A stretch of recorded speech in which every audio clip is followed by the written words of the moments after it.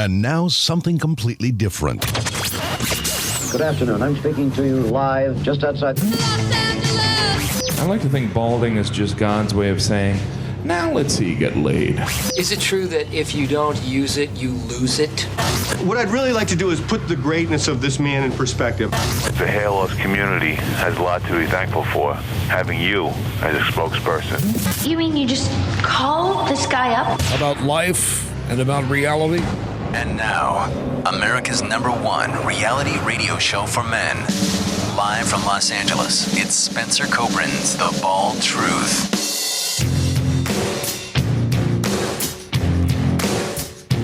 Hey guys, welcome to the show. 888-659-3727 is the toll-free number.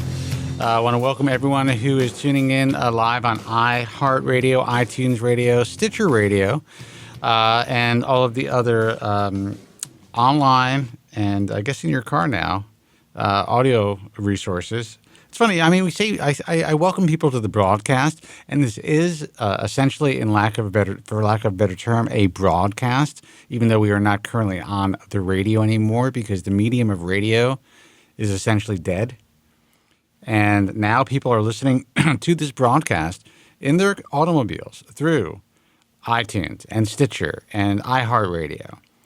They're also listening through the GFQ network. They're also listening, watching the broadcast on their Roku boxes. I reposted something, actually on my personal Facebook page, that GFQ and The Bald Truth were voted in the top 15 craziest Roku channels. Congratulations. That was a couple of years ago. Oh, it looks like you froze, dude. Hold on. Did I? You did. Let's see. You are frozen. I like you that way, actually. I am frozen. Can you hear me, though? I hear you, though. Yeah. Okay. Let's see. Not sure what's going on. But you sound a little kind of distant and tinny. Well, I'm thinking about life, you know. I like that picture of you. Just that still. That's a thumbnail for the next upload. That's fucking awesome. Now I can try to disconnect and reconnect with you if you want. Let me. But I'm gonna have to. Yeah, I need to check my camera too. I have to dig into my computer here. But while I'll do that, I'll try to multitask here. Essentially, just so you guys know, I do everything. I run the board. I run the cameras. I run the sound. I connect via the internet through our software to Joe, and then I run his sound, and I take your phone calls. And I essentially have symbols between my knees. But the reason I've been able to figure all this shit out over the years is because we have been doing the show, and I've been doing the show for more than 20 years. It started on ABC Radio in New York City, and then was syndicated across the country. And everyone said we couldn't do it through Westwood One Radio and ABC Satellite Radio. And we were in markets like Los Angeles, Detroit, Washington, D.C. We're huge on WGFK in Washington, D.C. And really all we talk about here is hair loss. Okay, Joe, I mean, it looks like your internet's a little screwed up, but I think it could correct itself. At least you're moving again. Yeah, well, that's good. Yeah. I got mobility back. Let's try that again. So for all of those who are tuning in live to the feed or are watching this on the podcast or listening, now Joe's going to sound pretty good, but currently he's, a little lagged and not quite as clear as he usually is, but that hopefully will clear up in the next few minutes. But look, this is the hair loss show. And as crazy as it sounds, the reality is that 2/3 of men will suffer with some degree of hair loss. Excuse me, guys. By the age of 35, or when I say it's noticeable hair loss by the age of 35, about 20% of you guys are dealing with it by around 21. And then there's all the rest of the lucky motherfuckers who get past 35, but most of them will eventually deal with it. This is the reality of this demographic. We are essentially reaching the largest demographic of all humankind, and sadly, we are part of that demographic. That's it. But with that said, at least you're not alone. You know that you are not isolated in this. This is not an atypical situation. You are not, if you're 22, 23 years old dealing with hair loss and you're looking at your friends You're not noticing that they're losing hair. I promise you. There's a very good chance that they will. So in some cases, and I've told this to Joe before, and I think Joe benefited from this, starting to lose hair at an early age kind of gave us a tremendous advantage over a lot of our contemporaries and at least a lot of my friends who felt that once they got past 25, they were fine and they just skated by and life was going to be grand and all this shit while they joked about my hair loss. And then, bam, out of nowhere, they're fucking Norwoods. Life hit them, and we're laughing. Well, it's not even that we're laughing. I mean, I am. There are a couple of guys who I'm just like, that's right, motherfucker. Now you understand. But I would say that most of the guys that I grew up with or knew, and my real friends, were pretty surprisingly sympathetic, even though they couldn't be empathetic. They really couldn't feel what I was feeling. And then in time, most of these guys ended up taking Propecia themselves. So if you're watching the broadcast and you're watching this, old guy, especially if you're in your 20s, I'm old. I'm going to be 53. Jesus, I can't even believe it. It's fucking. I'm not even depressed about it. It's actually, fuck it. What do I care? I'm very zen and I try to live a kind of in the moment life. And like this could be my best year ever. Got my eyesight. Still, waking up with morning wood. And this is not an advertisement, ladies. Just, the reality of the situation. Exactly. And, I'm in good shape. And I think part of that is really, I kind of, once everything kind of fell into place when I was dealing with my hair loss and I was able to kind of stop the progression or slow it considerably, figure out a way to live life as a hair loss sufferer, even with the crazy amount of hairspray and quasi-comb-over and all the shit that I have to do in the paint job, I realized not to take certain things for granted, like my body and, my ability to kind of figure out and navigate my way through this world in a very unique way, unlike a lot of people. I just want to let you guys know who are young, who think that there is no life after hair loss or once you start this process, life stops. That is not true. There are FDA-approved medications that help with hair loss. There are, some FDA-cleared devices that might help. PRP, if it's done correctly, can absolutely help. I am now becoming more of a believer than ever before. But most PRP is shit in my view, and or a lot of it is shit in my view. And now we're finding out that a lot of the systems that are being promoted for platelet-rich plasma therapy for all types of conditions aren't really turning that plasma into platelet-rich plasma. And essentially what these doctors are injecting, they're re-injecting, it's separating the blood into plasma. And you are getting plasma injections, but you're not getting any type of platelet-rich plasma where you're going to see any benefit. So I see this. I see a lot more PRP offerings, especially with these cut rate procedures that you can get in different countries, where it's like $1,500 for unlimited number of grafts. Luxury car transfer, 5-star hotel stay, and PRP, all for $1,500. It's right. Like that can't be. I mean, at best, they're just drawing the blood, centrifuge, and putting plasma and blood cells back in your scalp. But it's not, like you said, it's not platelet-rich plasma. Right. I was contacted by a pretty big media outlet today to give my opinion on hair transplant tourism. And what's happening in Turkey and in India.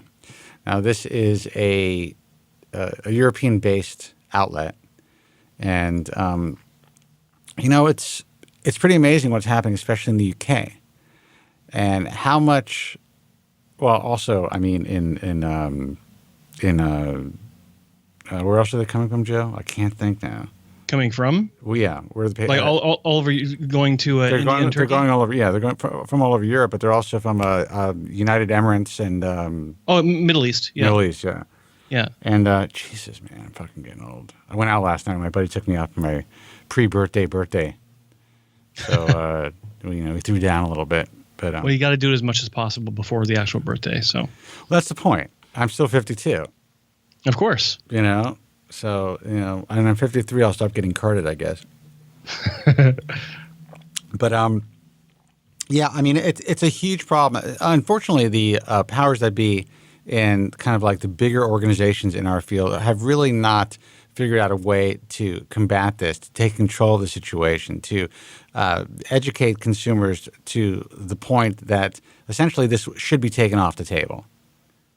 And Joe, you froze again. But that is what we're going to do this year. I've decided to really dedicate a lot of my resources to making that happen. And hopefully we will be working with the larger organizations. You know, I'm trying to make that happen as well, but there's so much politics going on that sadly at this point, it doesn't seem like the larger organizations, or I would say the educational organizations, really are overly concerned about the patient. I think, you know, that's kind of obnoxious to say. I'm not saying they're not concerned about the patient, but I think that they're more concerned about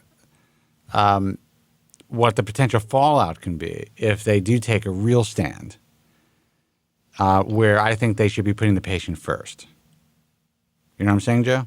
Yeah, no, I agree with that. I think that, look, I mean, the industry overall has a long history of, you know, speaking up and being really outraged about things that are happening in the industry that are bad for patients. But when they stand up and they scream from the top of their lungs, they finish their outrage by saying, "But you didn't hear this from me." Right. Don't let anybody know it was me. Don't let everyone know I said anything, because I don't want to be targeted. Exactly. Right? And that's the thing. These guys are shit scared to be targeted. I'm like, how are you going to be targeted if it's a group effort? How is that possible? Absolutely. You have well over 1,000 people. We can take all these motherfuckers down essentially in one fell swoop, and the lives that you're going to be affecting and saving by really informing these people. But the problem is there are plenty of guys who are part of these organizations or that organization that, you know, they may claim that they're on board, but the truth of the matter is they're not. They're doing some shady shit in their own practices that they don't want. They don't want to see exposed. Part of it is exactly that. It's the what's his name? The Attorney General of New York. It's the Elliot Spitzer effect? No, Schnigen or Schneitzer or anyway, the guy just resigned. Oh, that guy. Yeah. All right, guys, please help me. He was head of the. Guys, hold on. We'll take your calls in a second. By the way, Attorney General for New York, and he's at the forefront of this Me Too movement. Yeah.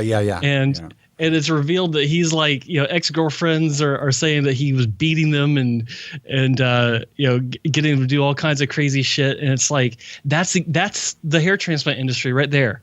That is it. They are the first ones to publicly decry this, you know, the issues that are concerning everyone, but they're not going to step forward and do anything about it. And they're not going to be public about it so that everyone knows who they are.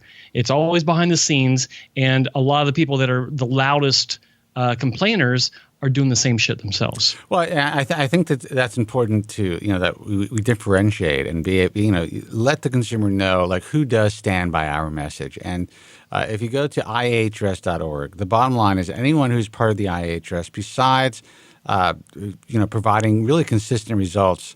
Really what's most important for me as far as, you know, what we're trying to accomplish is the fact that they're willing to publicly support our message. That is fucking powerful. And you guys really need to take a look at that when you're considering hair transplant surgery because, yeah, these guys all have the right infrastructure. They're doing all consistently, you know, good work. On average, I would say that even the most average of average IHRS members is so far above the average hair transplant physician in the field. However, work aside, the fact that they're willing to support this message, have their name out there supporting this message, to tell the truth about the field, it's a pretty big deal. It speaks to their character.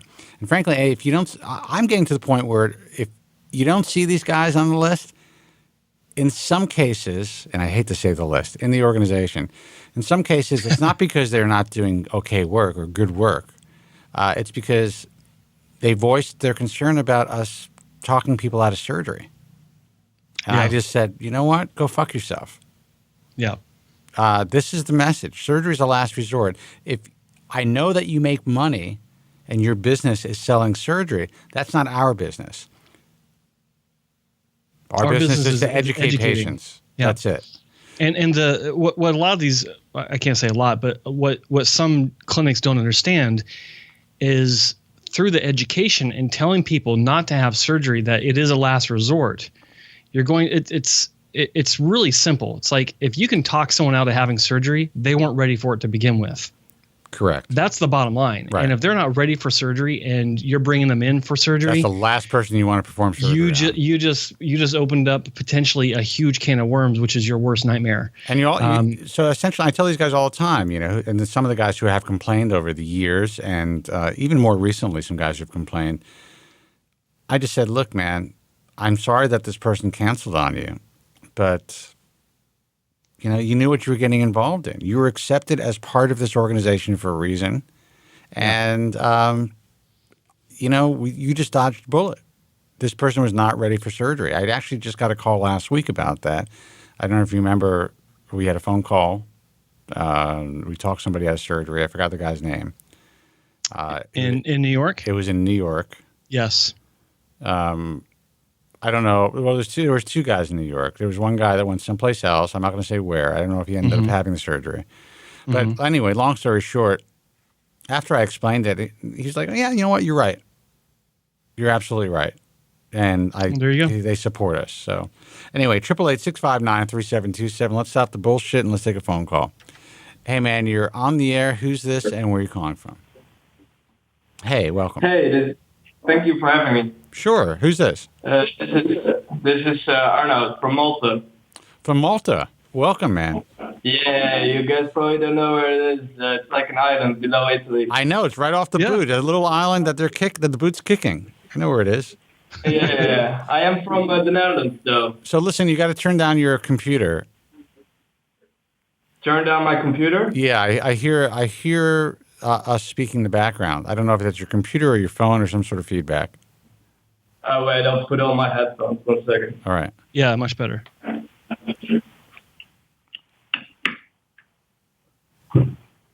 All right, 1 second.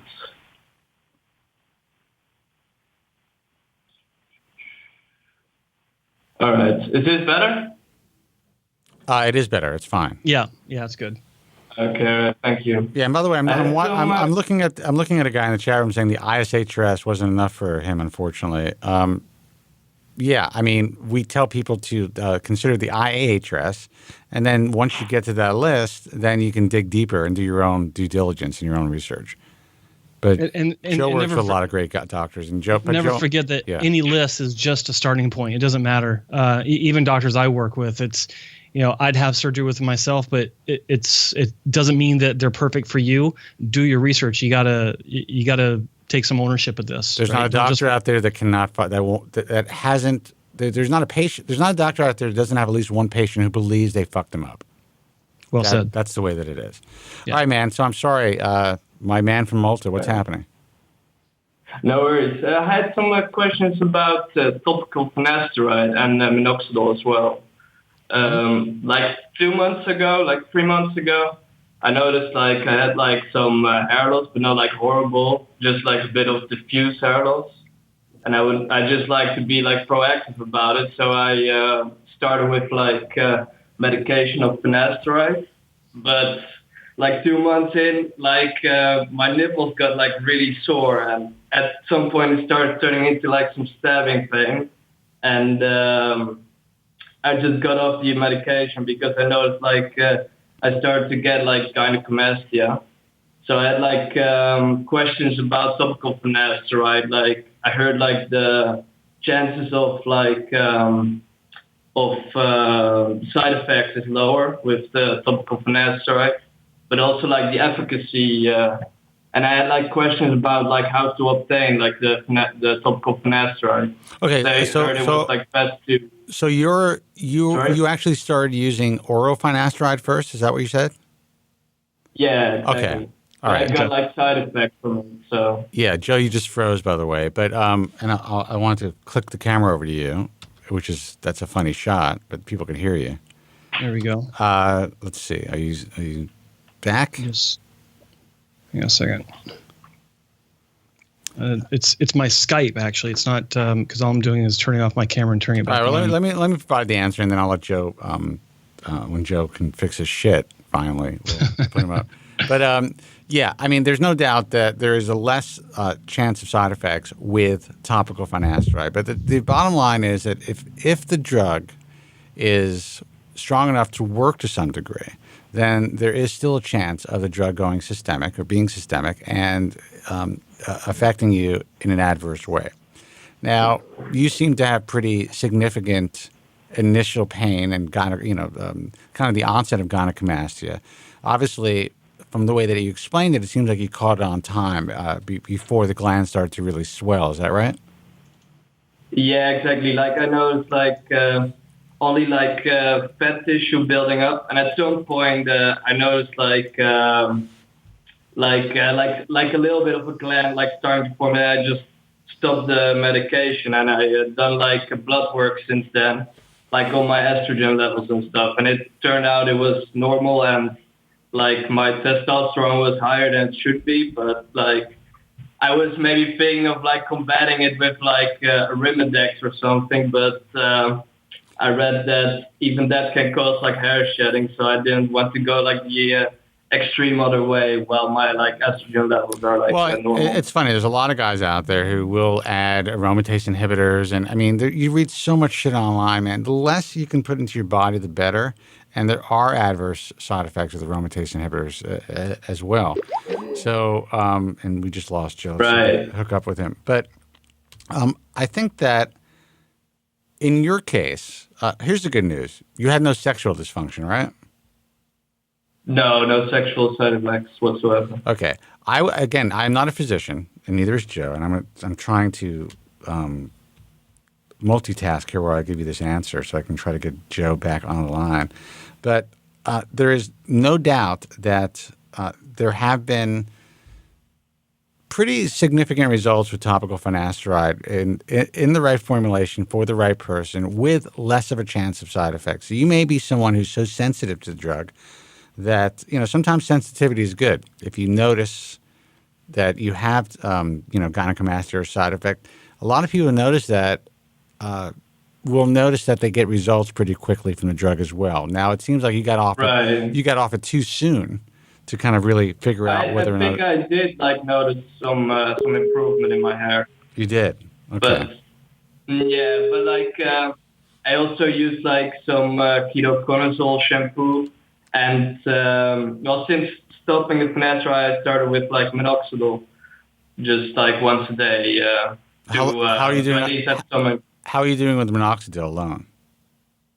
Well, it hasn't been too long to really tell an improvement, but I didn't have really bad hair loss. It's just diffuse hair loss. Okay. But I'm 22 right now, and now is the time, dude. Now is the time to intervene if you can. So. Yeah, okay. So here's the thing. I am a believer in topical finasteride, but obviously, with the less of a chance of having side effects, you're also diminishing your chances of having a result as well. I'm not saying you can't get a good result. Some people are very sensitive to the drug orally, seem to get a very good result topically, but they still seem to be more sensitive to the drug topically. So it really depends on the person. Now, Joe, you've seen a lot of this, and you've consulted with a lot of guys who have used topical finasteride. So now that you're actually moving, maybe you can answer the guy. Hold on, let me put your sound up. Sorry. I was saying earlier, but in my experience, you obviously have a sensitivity to finasteride, and there's going to be a chance that you'll have sensitivity to the topical version, but the chance of the side effects are reduced, but that's only because less of it's getting into your system topically to begin with. And I think that there's a correlation with the efficacy for what you're taking to begin with, and that's to fight hair loss. I think that there's a reduced efficacy for fighting hair loss that I can't say it's a linear curve with the reduced side effects, but there's a correlation. So right. I thought I heard when I was able to tune back in that you mentioned ketoconazole. You're taking some sort of shampoo. What are you? How are you taking your ketoconazole? I used to take like Nicerel, but I noticed that it wasn't doing like a good job for my hair. It was like really making it look really bad and like thin and like dry. So I switched to like a 1% ketoconazole. It's called like Rich and Pure. I read about it on the internet, but I might have I see like some people, they talk about it on the forums, but then like some people, I think it's sometimes just people from the company, but like I thought it can't hurt. So here's what I believe, and Joe's frozen. I think it's a good look, Joe, by the way. We can still hear you though. But the bottom line is this: in my view, DHT inhibitors currently are really your best option as far as slowing or stopping the progression of your hair loss, period. Right. People will talk about every gray market product out there. We have seen no long-term positive effects with any of these gray market products, including RU58841. No matter what people are saying online, there's a huge resurgence. But we've been in this industry for a long time. When I first got into this field, I actually wrote about it in the original The Bald Truth because there was so much information that I was able to glean.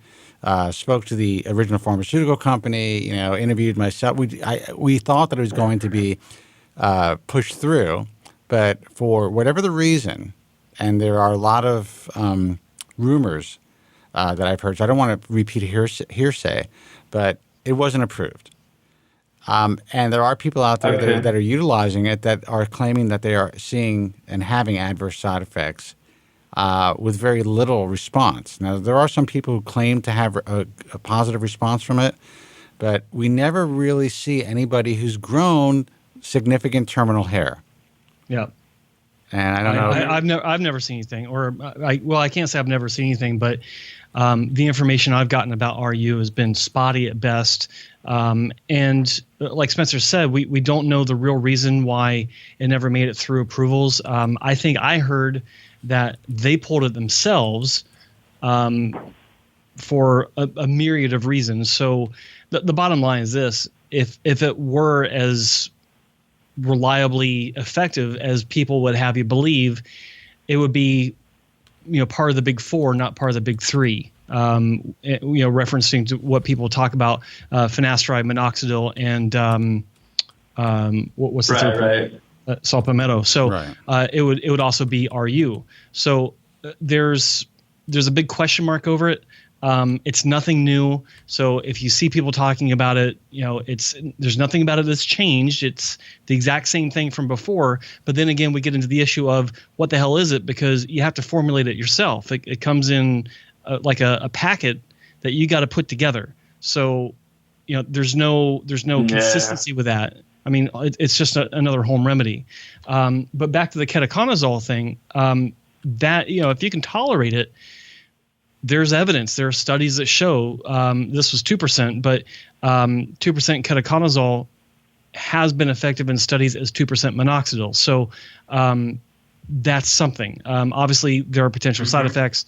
You had some issues with dryness, thinning hair, so cutting back was probably a good idea. But there are things that you can do that have a very minor effect that, when combined, can kind of aggregate into a stronger effect overall. But topical finasteride, try that.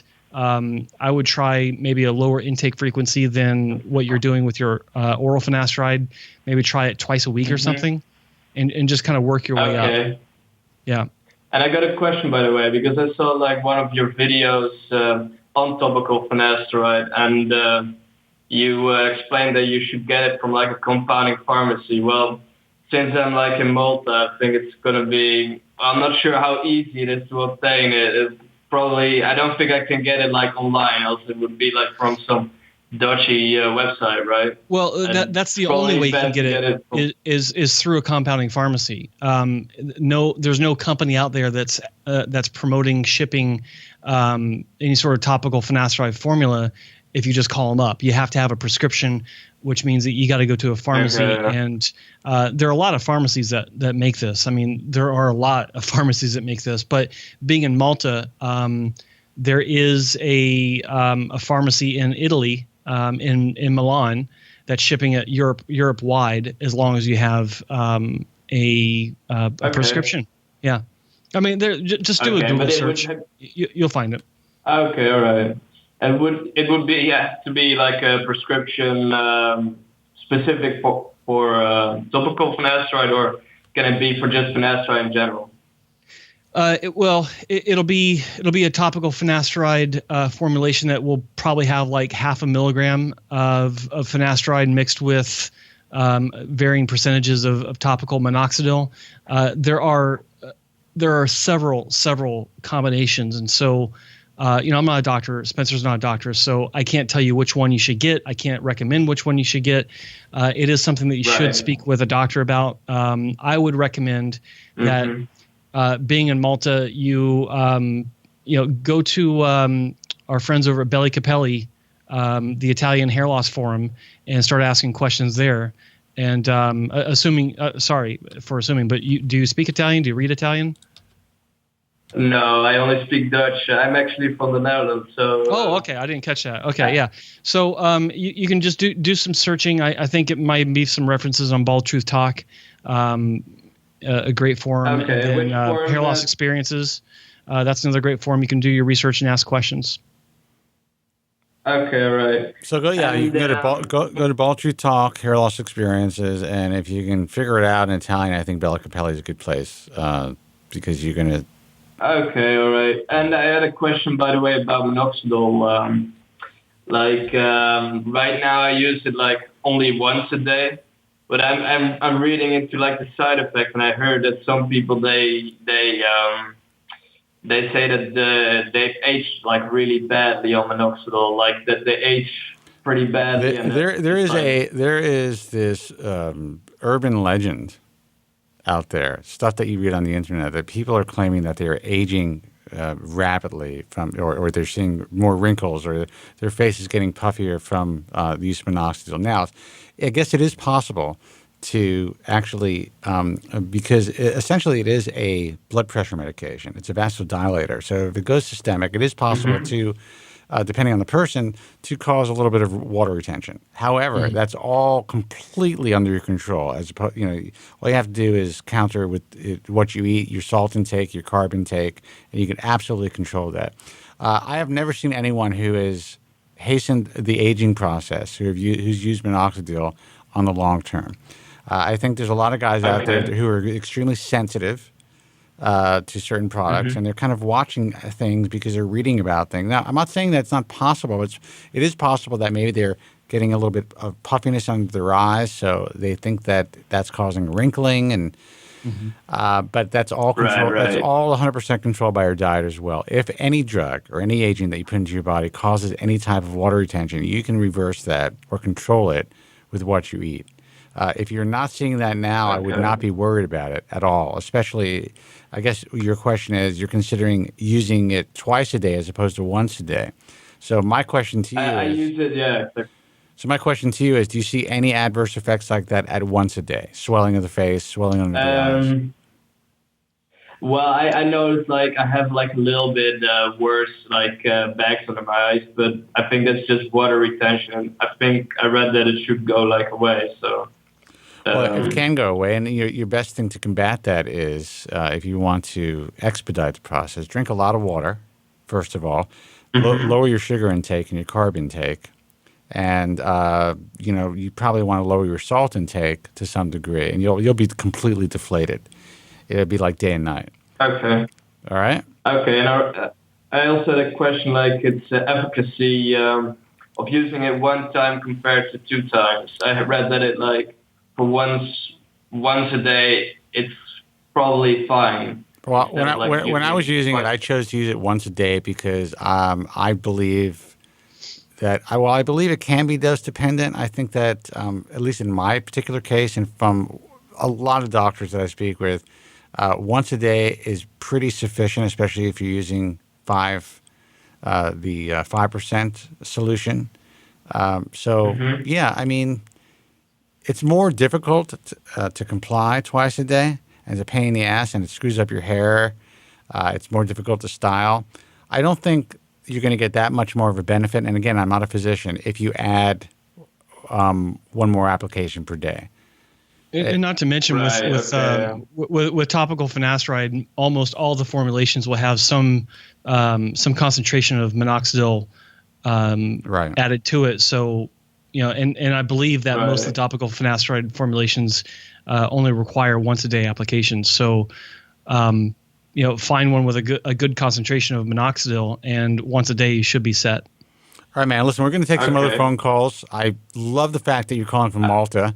Yeah, thanks a lot. Yeah, I wish you the best of luck, and feel free to call next week. Thank you for answering my question. All right, you got it, man. Cheers. Thanks for listening. Take care. Thanks. 888-659-3727. Guys, I just said I'm going to take another phone call, and everyone hung up.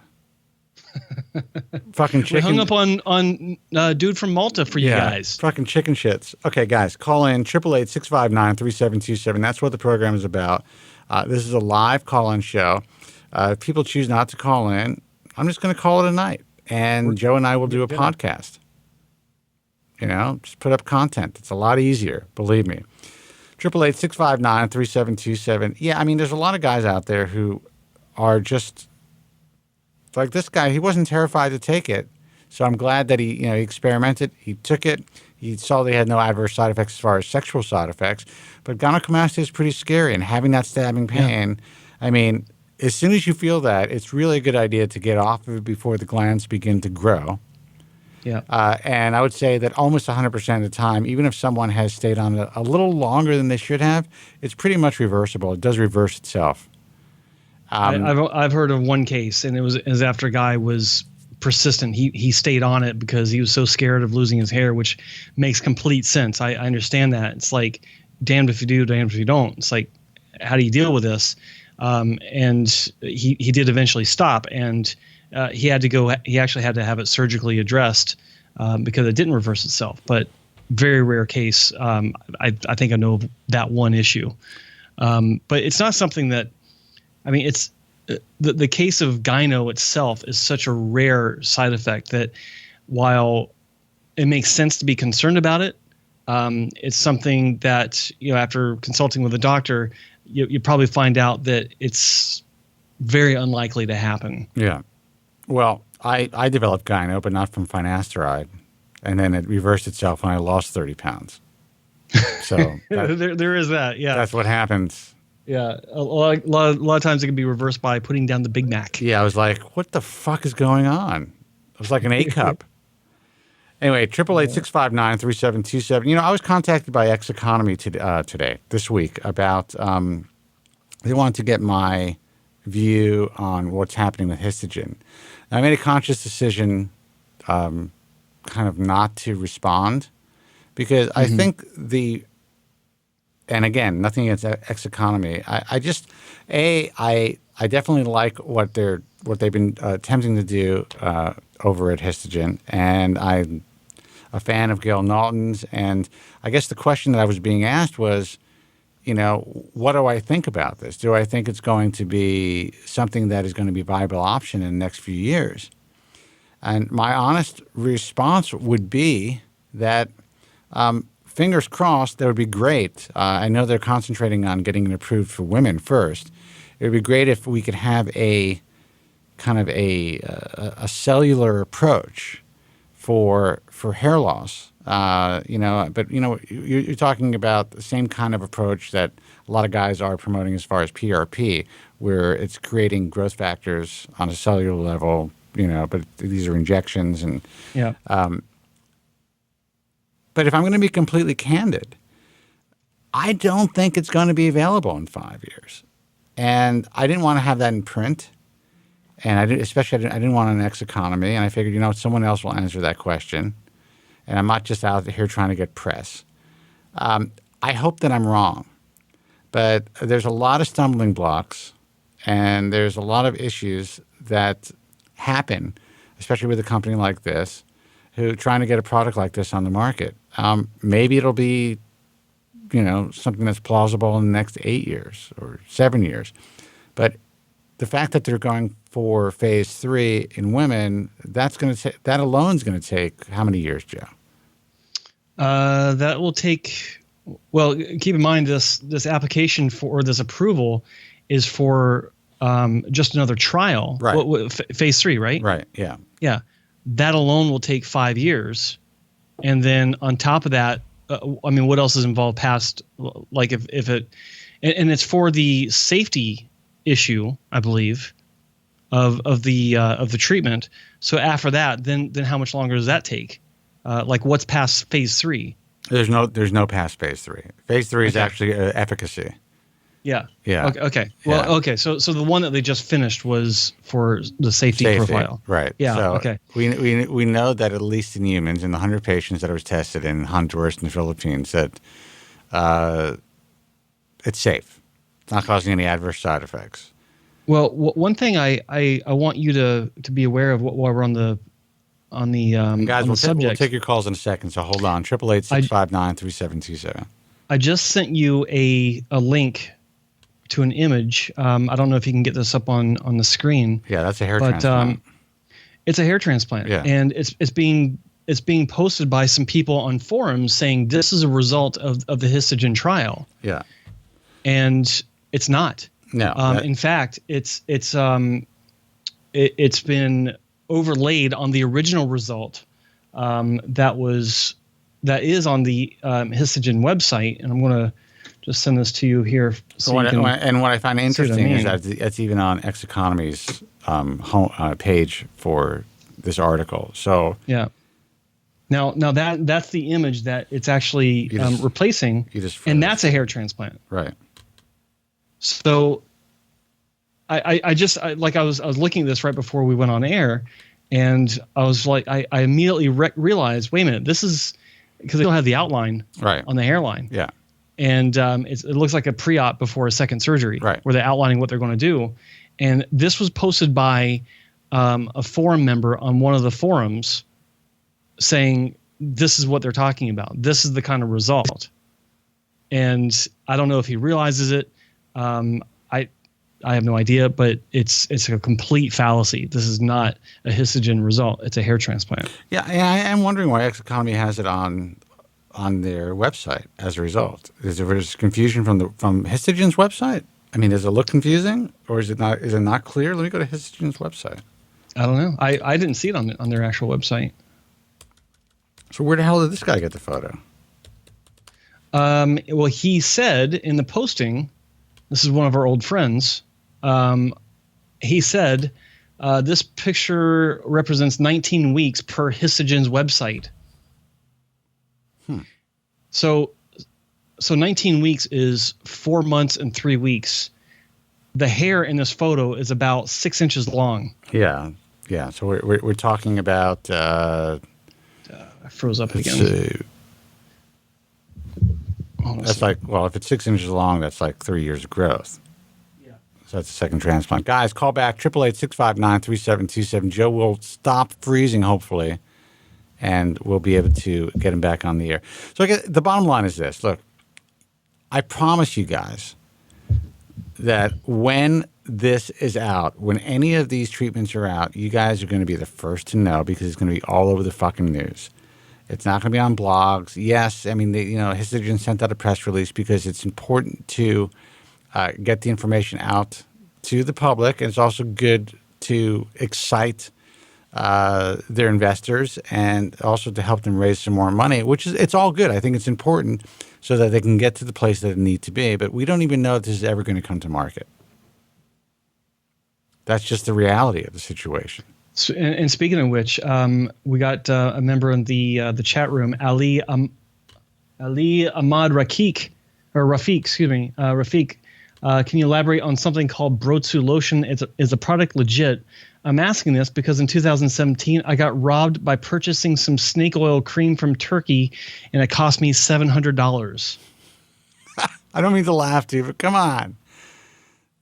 Yeah. Joe, I'll let you take this. Well, I think and then he's got a follow up point. It says it was a total scam. The turkey cream afterwards, when their sales got low because people knew the product was a scam, they started to email everyone again to buy that shit product again. Look, here's the bottom line. If you're reading about it, if you are reading about it on a message forum, there's a good chance that you are buying bullshit.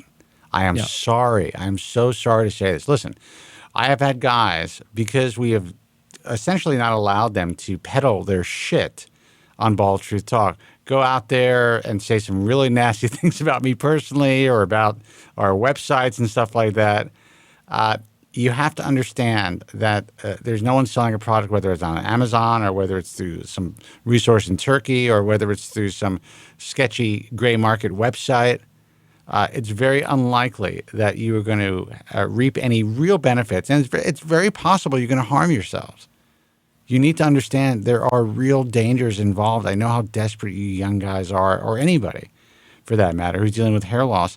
But the reality is there wouldn't be these underground group buys and all this bullshit if this stuff really worked. It would be unnecessary, dude. That's what it comes down to. I mean, if you have to go through, virtual backroom dealings to even get a hold of this stuff, much less find out about it, you need to stop and think about what the hell you're doing. It's like it reminds me like as a kid. You're from my era, close to my era. I mean, like Spanish Fly. Yeah. Give this shit to women, man. They're gonna get all horned up. That was like the OG roofie, natural roofies. Before you got Spanish Fly, you'd have to buy the X-ray glasses first, right? Exactly. So you could see if your target was actually worth getting into. Every dude in high school, junior high school, are trying to get their hands on Spanish Fly, and it was just like, even I was a kid, and I was like, this is bullshit. Yeah. I was skeptical. I did think about it. It's like, but no. Yeah. So anyway, basically, these guys are buying the Spanish Fly of hair loss products. I like that. It's a good reference. Yeah, and sadly, it's never going to end. No matter what we do, if people find us, great, they're very lucky. But a lot of these young guys have already wasted their money by the time they find us, or they've been disappointed. We're not here to sell you anything. We're here to tell you the truth. And believe me, if any of this shit worked, man, I swear to you, I'd be pimping the shit out of it. Yeah. That's it. Exactly. I'd find a company that is promoting it or selling it, and I would say, look, we like you. We're going to pimp you out. Give us a couple of shekels, and you're in. We want to help people. That's all it would take. Yeah. But I can tell you with pretty much – pretty confidently that, maybe there's some placebo effect. Maybe there's some sort of effect because some of these products do cause adverse side effects. So there's something happening.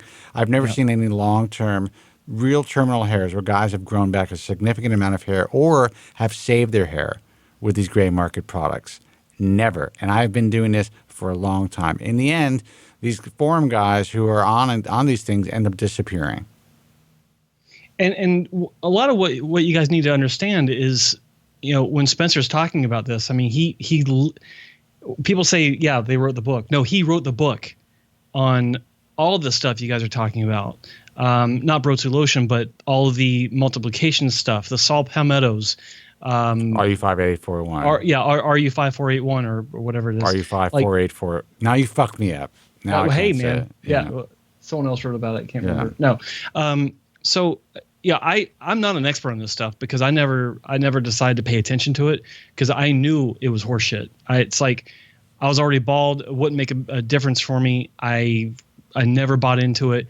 I bought everything.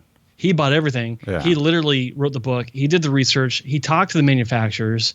This is all 20 years ago. And so he really does know what he's talking about. I always look to him for these answers. Like we were talking about Saul Palmetto the other day, and I called him up. I was like, I need to know a little bit more about this. And I mean, he knows his shit. So well, the bottom line is anything that you see online now is taken from the Bald Truth. So the 160 milligrams twice per day standardized extract Where do you think they got that from? It's all referenced from the Ball of Truth. There's no the original other Ball of Truth. Yeah, there's no other not the revision. Yeah, there's no other volume reference for this information. It's not found in the JAMA article that I actually first gleaned this knowledge from back in 2015. I'm sorry, 2015, 1995. Jesus, 2000. What is going? When I essentially read about these herbs. Saw palmetto, pygium, africanium, and stinging nettle being used in combination to lower DHT in men with benign prostate hyperplasia. Apparently, it did the job and it shrunk these guys' prostates. So everyone was extrapolating, and guys that I've spoke to, physicians, people like Barry Sears, who wrote his own diet, they all kind of said, well, you know what, this does make sense, and it should help with hair loss. So I put in writing. And boy, I started this cottage industry. I didn't make a dime from it, by the way. I didn't sell any products. But, and I had to come out a couple of years later and say, you know what? We're not seeing this stuff work for people. And in fact, a lot of people are coming back to us and saying that they are getting adverse side effects and sexual side effects from saw palmetto, but they're not getting the hair-raising results like they are from Propecia. So someone just said I froze again, but I don't see myself. You froze for a second. Yeah. Yeah. There's something going on with my system. I think. Hey, maybe you're just pulling a Mount Rushmore for us and fucking around. There you go. How's that? No? All right, guys. I'm gonna call out for some phone calls. If we don't get any more phone calls, the guys we're holding on hung up. If you don't have patience, we won't do the live show. I'm cool with that. But if you have the patience, hang on. If we're talking, sorry, just hold on. 888-659-3727. Guys, I'm going to take a break. When we come back, if the phones are lit, we will continue. If they are not, we're going home. So until, I'm going to say until next time. We will be right back after this. Stay with us. The man who's helping to make hair loss history. They wish to cure us, but I say we are the cure. It's Spencer David Kobren. Oh, absolutely. I just noticed something that in one of your interviews with John Candy, I believe, it looked like an older interview, you had less hair than you have today. How do you explain that? I don't wear a wig, sir. Paint your bald spot? What bald spot? You paint your bald spot? I don't know what you're talking about, sir. My hair grows. You paint your bald spot? I don't have a bald spot.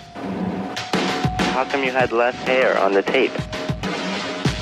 Maybe my hair grew. Maybe I had a bad haircut that day. By the way, something. What do you care? Paint your bald spot? I don't. Do you paint your bald spot? Paint your bald spot? Sick.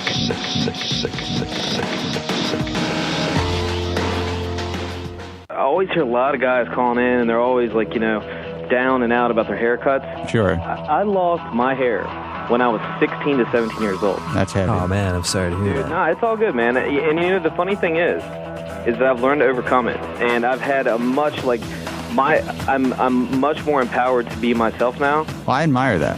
Oh no, it's cool, dude. Let me tell you, it took a long time. I wanna scream, I wanna shout, I wanna know what it's all about. Yeah, it really is amazing about all the bad transplants you do see out there. I mean, I was on the train the other day, and I saw 3 guys in one car, the subway, that it was horrible. It was a horror show. I mean, they didn't hear you, and that's a problem. That's why you have to guys get out there and get as mainstream as you can. You got to pull yourself together, man. You got to get back on your feet again. How can I ever make you understand? You got the will right in your head. I went to Dr. Bernstein only because of you guys. God forbid I would have went to somebody else like Bosley. Bottom line, I'm begging anybody out there, before you go and get surgery, before you walk into these hair clubs to someplace, I'm telling you right now, I am $20,000 in the hole and 10 years of stress, the last 3, an absolutely horrifying existence of stress and pain. And I can promise you, the stress of this hairpiece is 1,000 times more than I would have ever felt if I had just been confident with who I am, dealt with the fact that these are the cards I've been dealt and deal with them and just shave my head. And honestly, like Spencer said, not everyone's there, but that's where I'm at. Now the world don't move. What time does the show come on? 9 where? Well, what's the name of the show? And what's the name of him? Okay. Well, turn it on then. Jesus. Okay. All right, is it recording? Okay. Hey there, this is Gary Coleman. I don't have any idea what this is about, but you're watching... What? No, not watching. Let me do that again. Take 2. Hey, this is Gary Coleman. I have no idea what this is about, and I think people just need to learn to respect themselves and other people respect who's bald. You're listening to The Bald Truth. That's 2. All right, fine, but this is it. Otherwise, he's going to have to go in his wallet. All right, here you go. Take 3. Ready? This is Gary Coleman, and you're listening to Spencer Kobren on The Bald Truth. Hey guys, welcome back. 888-659-3727 is the toll-free number. We will take some phone calls. Let me see if Joe is still there. Joe is there. Welcome back, Joe. Now your video is much better.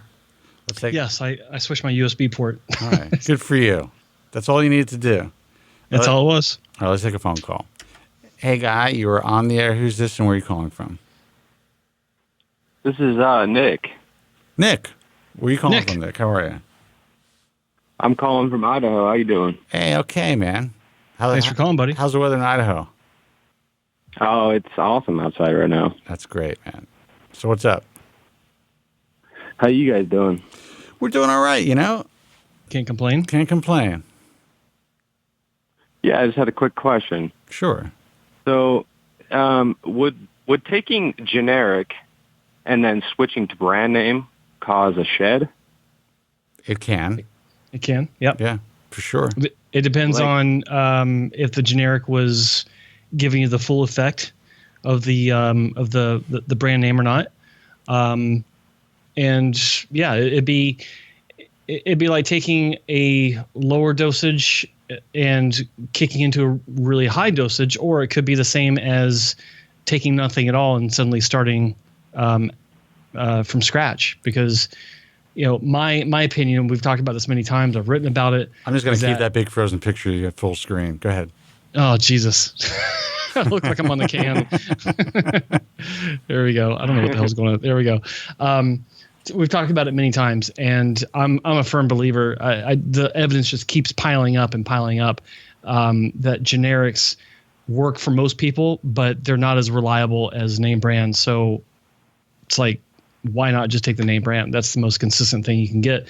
So yes, I'm starting to think the same. You can go through a shed. Absolutely. Yeah, I'm starting to think the same because I've had really great effects from generic, and then I switched to brand, and it seems like I'm going through a shed that started from that I got from the beginning of Propecia, like almost like I'm getting better effects that are possibly gonna get more regrowth from switching to brand. That's what my thoughts are on it. Well, how long were you on generic? Probably 4 years. 4 years at least. Was there a lull in between dosages? Like, did you take some time off, or did you just switch over? No, overnight. What happened was that I've been taking generics for a long time, and I was taking Tiva, and then I went to my place where I usually get it, and I switched from Tiva to some other brand. Okay. You're breaking up, dude. Sorry, you went from Tiva to what? So we lost you, man. Your phone is crapping out. You hear me now? Kind of. It's better. Can you hear me now? Yes. There you go. Yeah. Okay. So sorry. Yeah, you said you went from Tiva to something else, and what happened? I just kind of got tired of generic switching so much. It seems like they just get random generics, whatever whatever Walgreens or whatever has in stock. So yeah, I kind of wanted to get actually something that's going to be the same every time. So I was like, I'm just going to do brand name.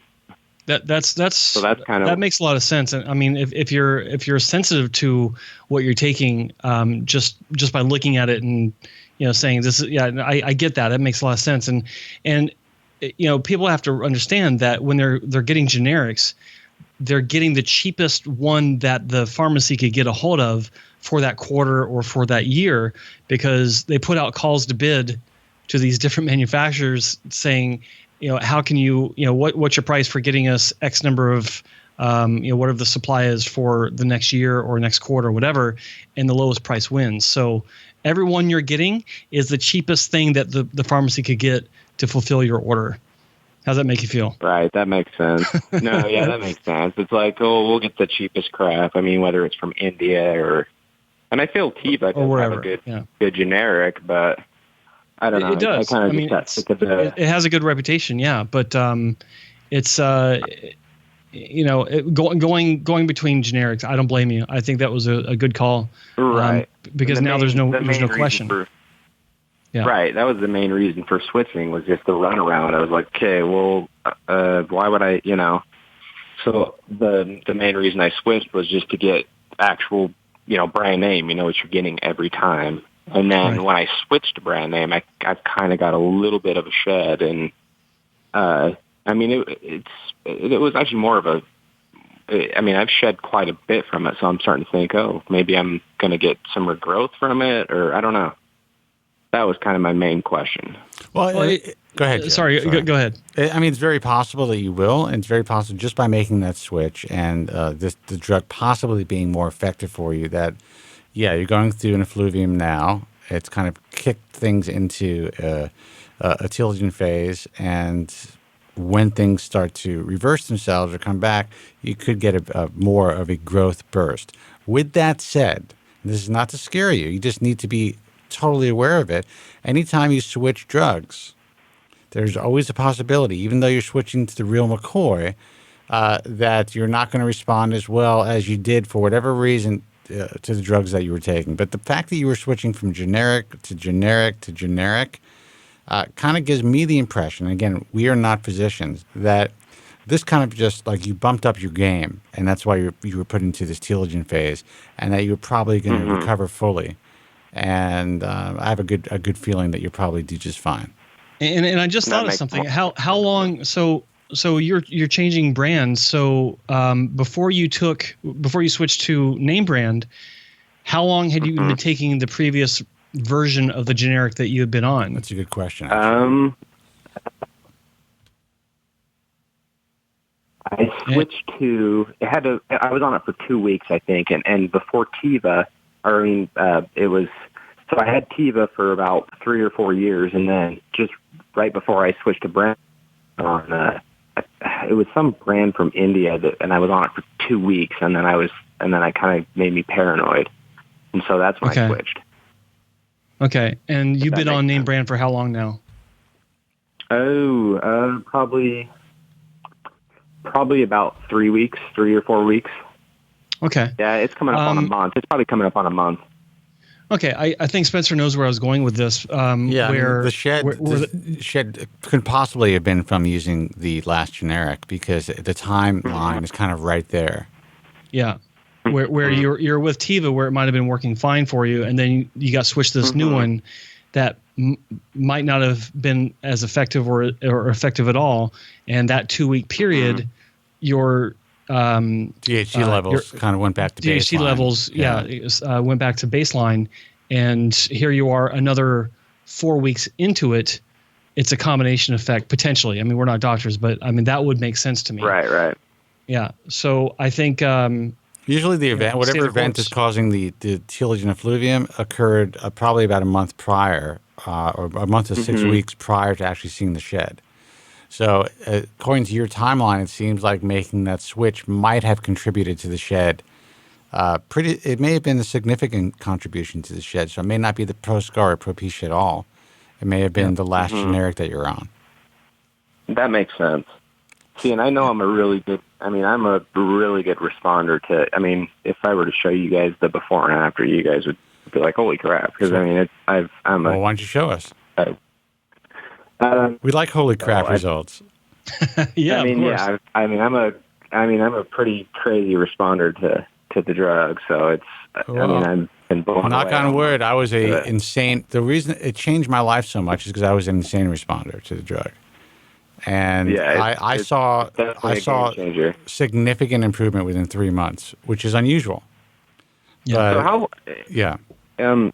So my question is, how how long do you think the stuff lasts? I mean, is it just going to all of a sudden cut off and stop working? I've been taking. my question. That's what I worry about every day. I've been taking it for well over 20 years now. Let's see, since '94, something like that. So it's been a long fucking time. Let's put it that way. And I have seen a progression of my hair loss, very slow progression. Now, the first decade, I basically grew almost all of the hair back that I had lost, meaning that the hairline didn't go back to where it was, but the crown, I didn't have to paint my head. It was just like a fucking miracle for me. And then things just started to slowly, progress again. But I mean, it's so slow that it's almost like, dude, that's a funny picture. You just froze, like looking at me in this really funny way. What you talking about, Willis? Yeah. Yeah. So I'm not saying there's no doubt in my mind that it's still working. I just think that my age and my genetics have kind of caught up to it to some degree. And that's why it was it completely halted my hair loss and reversed the miniaturization. It's working enough right now for me where I think the progression fingers crossed, is going to be so slow that it's going to be relatively unnoticeable until maybe my 60s. I'm hoping. So he's holding out. That's and your hair, honestly, dude, looks pretty awesome, man. I mean, you can't even tell anything. That's the point. You can't fucking touch it though, because it's just you have a handful of paint. It's so hard. It's unbelievable. Spencer went to boxing classes so he could learn how to bob weave. From when people were trying to touch his hair, he's like, "Hey, nope, that's true. Can't do it. Can't go to strip clubs. It's a fucked up thing."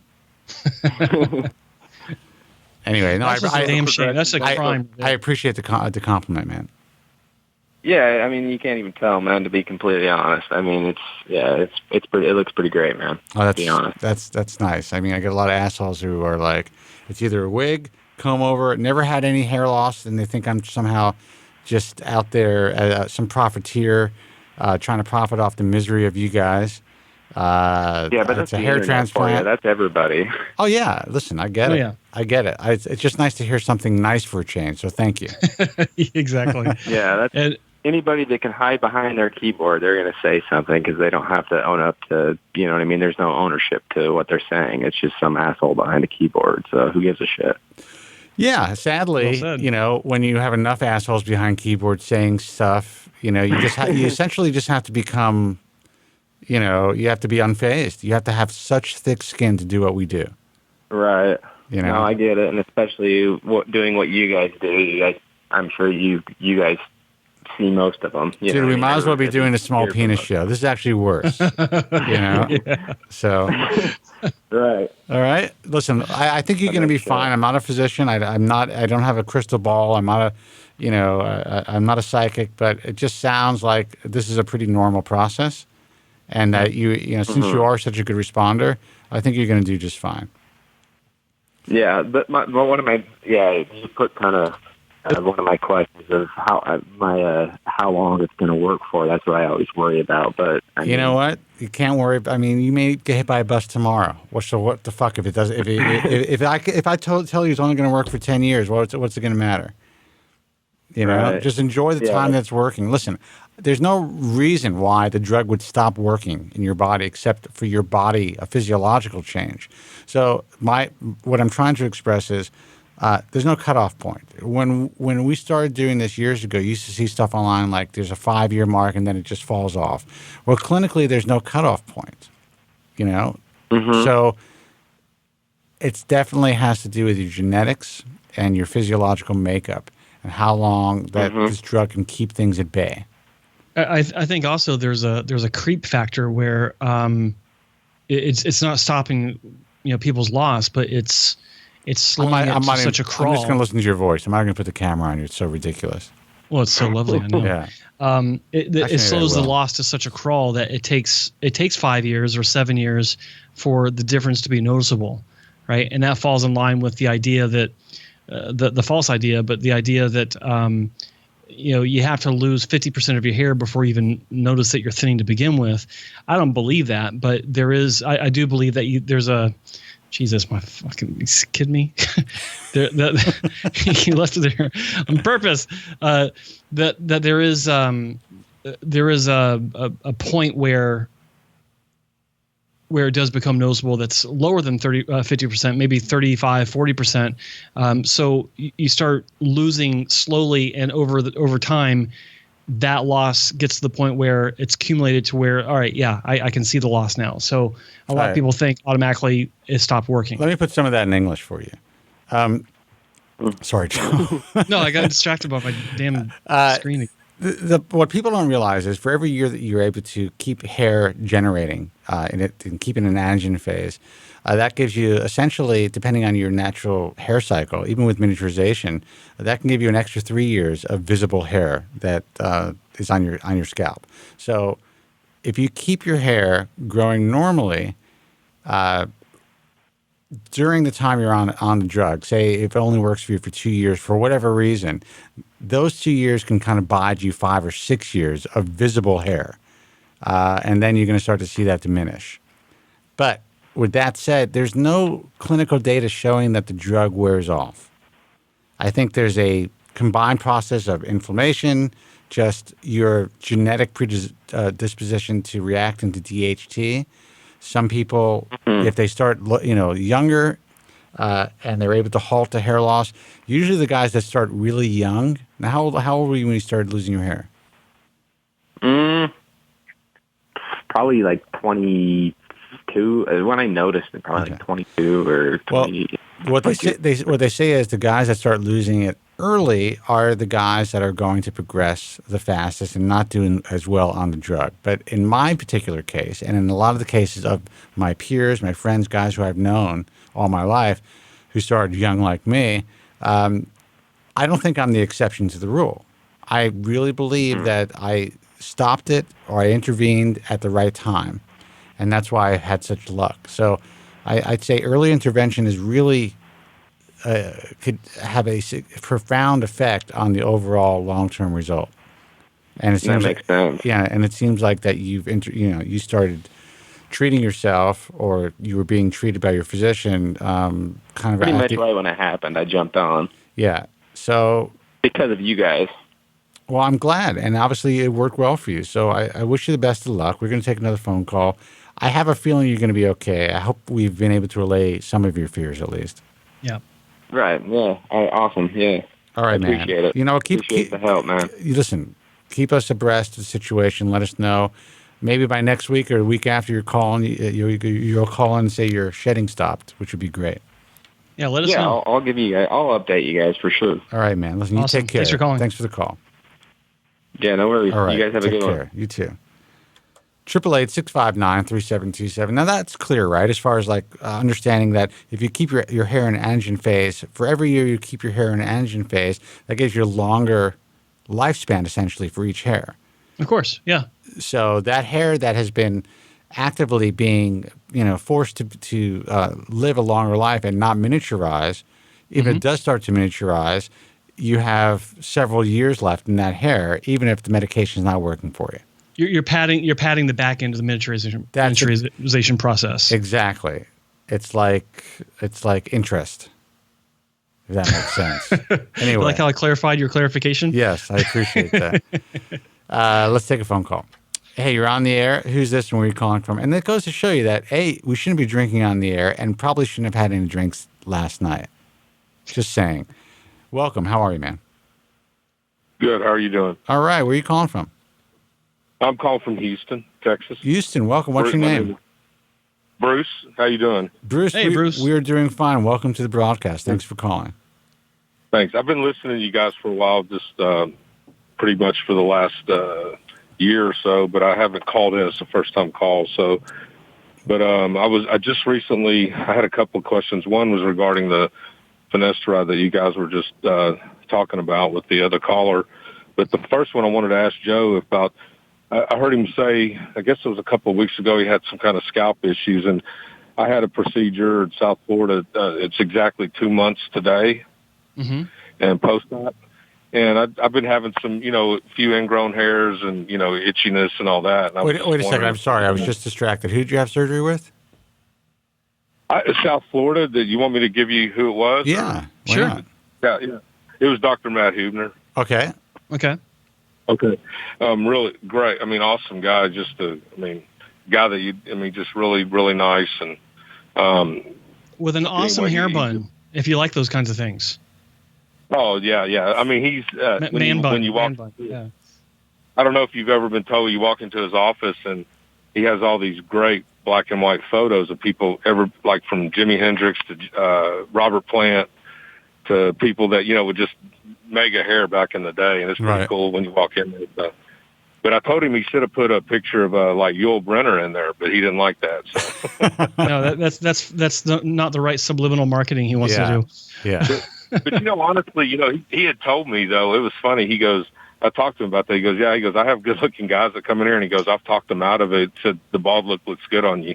Yeah. He actually tells guys that, Well, that's cool. So tell me about your experience. Forget about how I'm glad he's a nice guy. That's all that's important.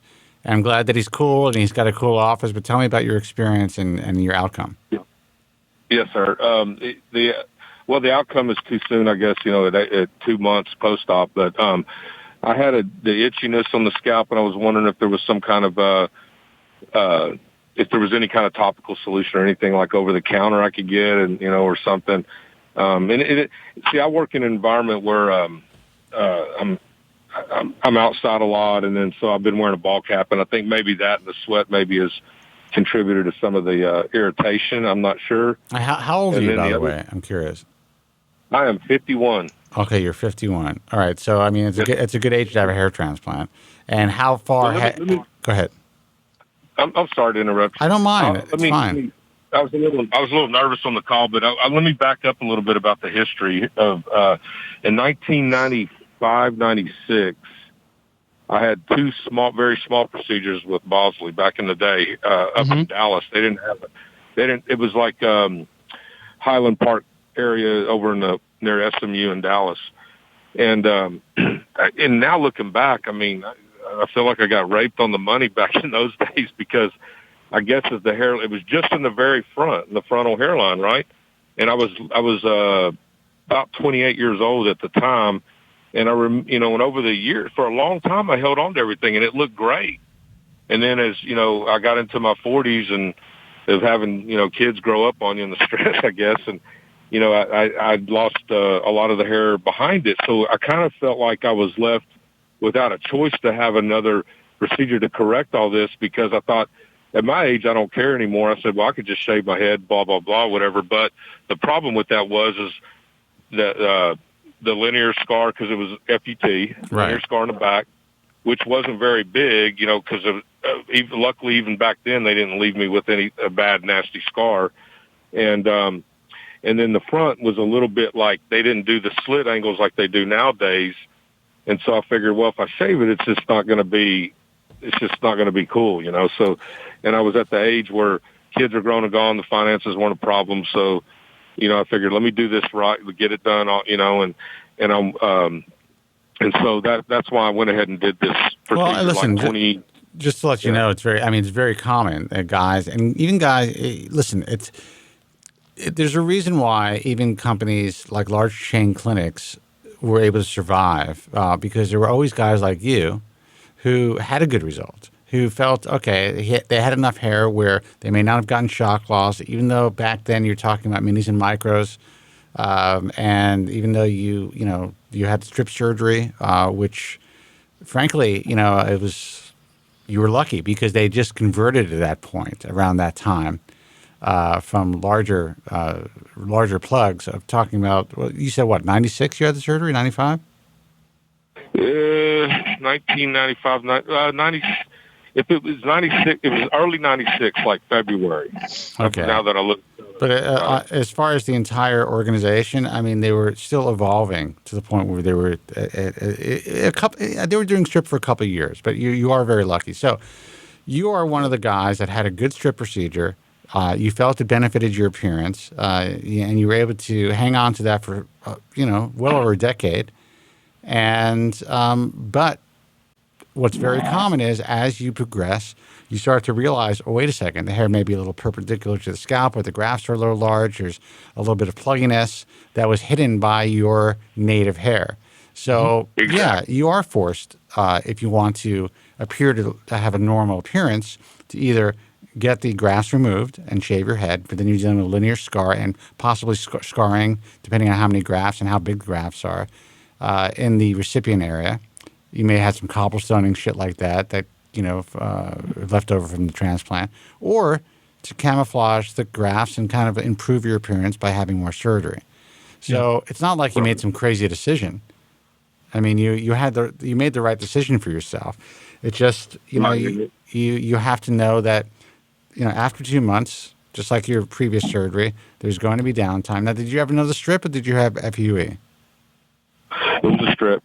Okay. Because of, I didn't feel like, I just felt like I needed more density because I had lost back to the crown at this point. And it was beginning to look, honestly, it was beginning to look pretty stupid when you just got a little bit of transparent hair in front and nothing behind it. I mean, I get it. It's just like, you can't even hide that anymore. So before I let Joe talk, I had the exact same issue. Before I let Joe finish, I just want to say that I'm glad that Dr. Hubner, I always pronounce his name wrong, chose to go the strip route with you because you already had a linear scar. You're 51 years old. If they were to go in there and try to extract, how many grafts did you have in total? Well, it's funny if you know a little bit about his. He does it by the session. He does it by the hair. Yes, sir, by the hair. Yeah. So I'm close to, I don't know if this is possible, it's like 49 plus centimeters, maybe 9,000 hairs. Because he did what he calls the Hue Plus, where, in other words, he'll do a regular 30 to 32 to 33 inch, centimeter. But if the elasticity, is good enough, he can go in and cut the extra. So that would be an average of you want to average, if you average it out, the average grafts is 2 hairs, okay, on average. Mm-hmm. So if you average it out, you're talking about 4,500 grafts, if that's, give or take, right, Joe? He said 9,000 hairs? Yeah. Yeah, and actually, the dimensions of the strip, if it was 33 centimeters long, that's a long fucking strip. That is ear to ear. That is ear to ear. That's like up here in the temple to temple, right about here. That's a little bit longer than what I had, and it means that your I'm trying to do some quick math. It's probably about a 2 centimeter wide strip. I mean, it depends. I mean, if you have a really big head, then maybe not. Yeah. The way I do have a pretty good size head. That's funny you mentioned. He had said something like, I'd asked him about what is this the equivalent to? Because, like you said, I've done a lot of research homework, and I read all the time, and I've looked at every doctor on the IHRS, and I've looked at Arocha here in Houston, and I went by his clinic. But anyway, I had this I guess they call them mega sessions, but I knew that I couldn't get enough with the FUE for my age and what I wanted and needed. There was the right decision. It was actually the right call by Hubner, and I'm glad that he made that call because, especially if you're trying to move that much hair, there's no fucking way. You already have a strip scar. You're not afraid of having a strip. Essentially, if he's good and he did a good job, then he combined the scars, so you still have the same strip scar, probably a little bit longer. Well, I know Spencer and Joe, you guys know all about everything regarding this stuff, but let me say something real quick about the scar thing that you just mentioned. Well, first off, right now I'm keeping my hair short, and I did a 3-guard, and I think that's a 3/8 inch. Yeah, and you can't see the scar at all with a 3-guard. That's fucking great. And I'm only 2 months out. You could see a couple of little eye dots on below and above, I guess, which is still healing. That's the entry point and exit point of the suture. Yes, sir. And then that part there, I mean, it's just a little bit. But even at a 3 guard, you know, my wife and friends have said, I've told them to point it out, and they can't. You know, so yeah. And this is only 2 months, and I'll continue to heal. Now, getting back to what you just said, Spencer, about the scar. Back when I did it at Bosley, it's crazy, man. They went up. The first one they went up high. And the second one, they went way down low, and Hubner had mentioned it. He kind of shook his head and said they shouldn't have done that because they went way out of the donor zone. And so whenever he went through the safe donor zone, he pretty much had a clear path. Oh, so essentially they gave you 2 scars, and yes, sir. Yeah, and then which is what I had as well. I was the same boat. But if they went that high, then there's no way he could have combined those scars. Then, so now you have 3 scars. Yes, and he told me that. Well, Bosley back in the day, they told me the reason why they went low, and I remember it specifically. Let me stop you. Because they're getting the fine hairs for the hairline. Exactly. Boom! I knew it. That's a great freeze frame of you, by the way. Yeah. You're loving this, aren't you? Yeah, and he never bashed, he never knocked anybody, he never said anything. He just said that that's not how it should be done, but he never said anything bad about anything. He was very, very professional. Well, keep in mind this was 20 years ago that you had it done as well. It's like, right. I mean, he knows Bosley's improved tremendously. You got to forget about it. Yeah. And there's really nothing to criticize. It was just back in the day. And honestly, about 3 or 4 years ago, when this law started getting bad, I've been living with it with the here up until the procedure. I was living with the hair fibers. Okay, but I didn't. When I started looking, for years and years, I rode the train, the horse, whatever, and it was really great. Like Spencer said, I didn't have any more loss until years down the road. So when I did finally have that noticeable loss, I talked to my wife, and she said, yeah, just go do it. So I went back to Bosley here in Houston and talked to him, and the guy was kind of indifferent. It was a technician or whatever. I'm not sure his title, but he was just he was a nice guy, very nice professional, but just indifferent about giving me some answers about what I needed to do. And he just said, oh, yeah, we'll just do 1,400 grafts the FUT again or something.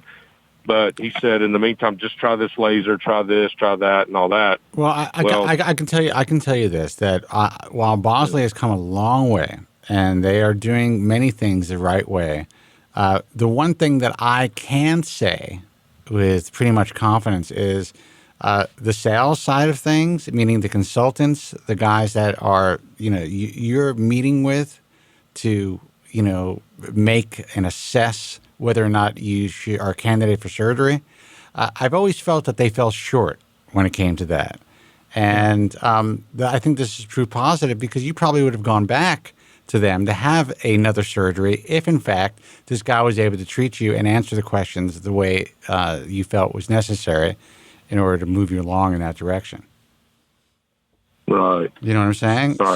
Sorry. So what was you're calling in about something I said about psoriasis or a flaky scalp? Yeah, well, like an itchy scalp. I don't know if that's. I had a few ingrown hairs, and they pretty much have subsided. And just some dry itchy scalp. I notice I'll wake up in the morning or at night scratching or something, and then. But I mean, this is everything's healed up. I'm just saying, it's just. And I didn't know if there's a certain shampoo I should use or a certain ointment I could apply or.